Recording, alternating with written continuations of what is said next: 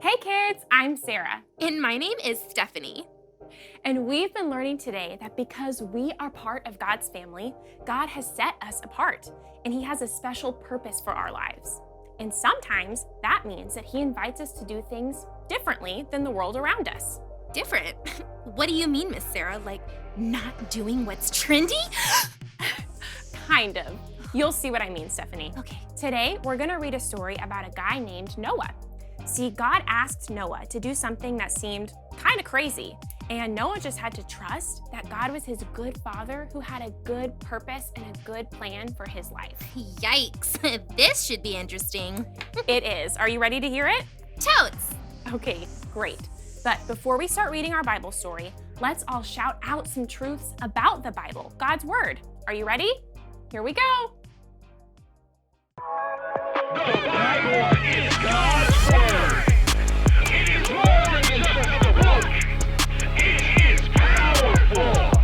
It is my light. It is my guide. It is the ultimate truth. It is God speaking to me. It is the forever story of God's love for me.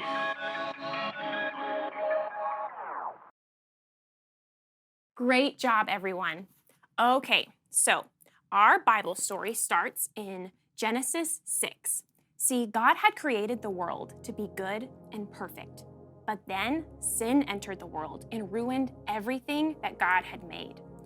People were mean to each other and they hurt each other, and God was so sad that He decided to wash everything away with a big, giant flood and start all over. Yeah, I get that. Yeah, but there were some good things on the earth that God wanted to rescue from the flood, like all of the animals He had created, and this guy named Noah and his family. See, even though everyone else in the world was being hurtful and unkind, Noah wasn't. He was living differently. He was living how God was inviting him to live. So before the big flood came, God told Noah to build an ark. An ark? What even is that? Good question, Stephanie. An ark is kind of like a giant ship. It's like a really big boat. And this Noah guy was just supposed to know how to build it? Well, actually, no. God told Noah exactly how big to build the ark and what kind of materials to use to make it. See, it had to be big and strong enough for Noah and his entire family and two of every single animal on the earth to all live in together. What? That's like a lot. I don't think I could do that. Yeah, to build an ark? No, be stuck living in a boat with my annoying brother, my parents, and a whole bunch of smelly animals. Oh yeah, well, it did seem a little crazy, but if that was how God was asking Noah to live, then that's what Noah was gonna do. So, and if you think that's crazy, Stephanie, listen to this.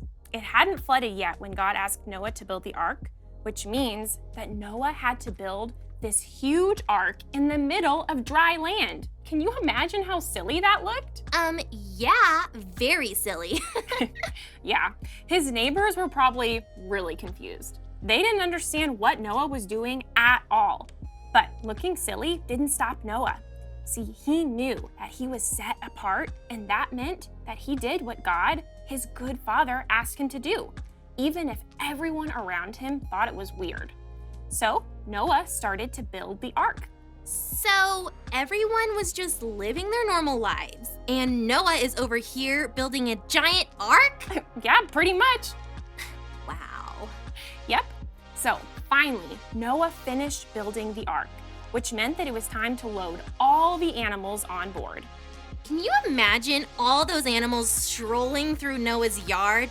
Elephants, tigers, bears, basically a whole zoo. Can you imagine what Noah's neighbors thought? Embarrassing, I can't even.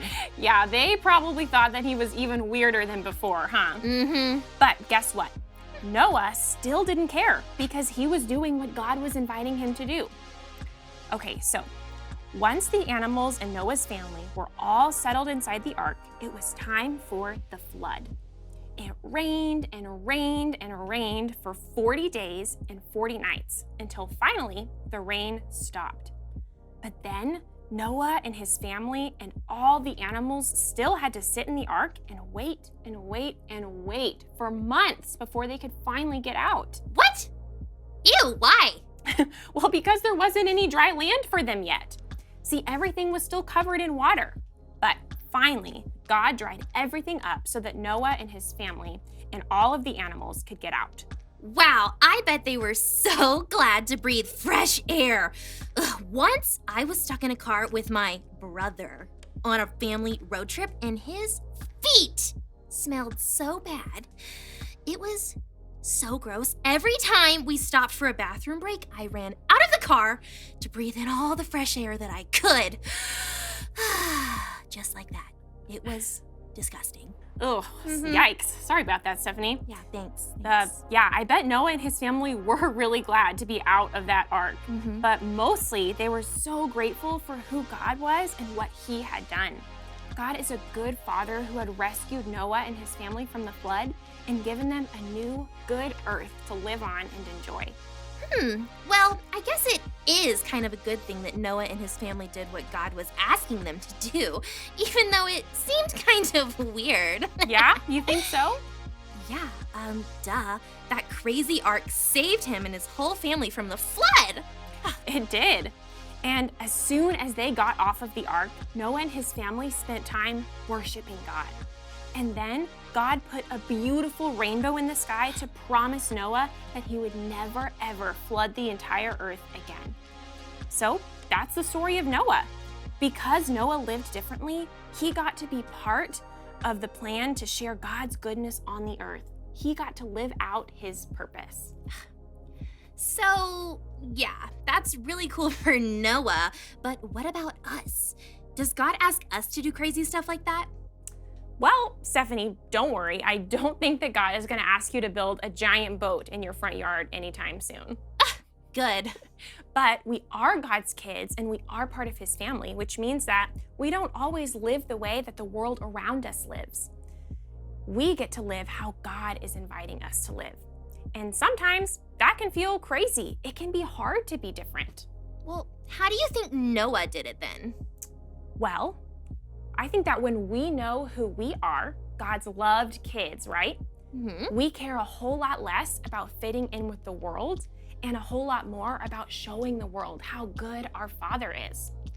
For example, Stephanie, God's not asking us to build any arks, but let's say that you're at school and there's someone who's sitting all alone, all by themselves, and none of your friends want to go sit with them. But you feel like God is inviting you to go and sit with them. If you're really worried about wanting to fit in with the world, it might be really hard for you to get up and go sit with that person, right? Yeah. What if my friends think I'm weird?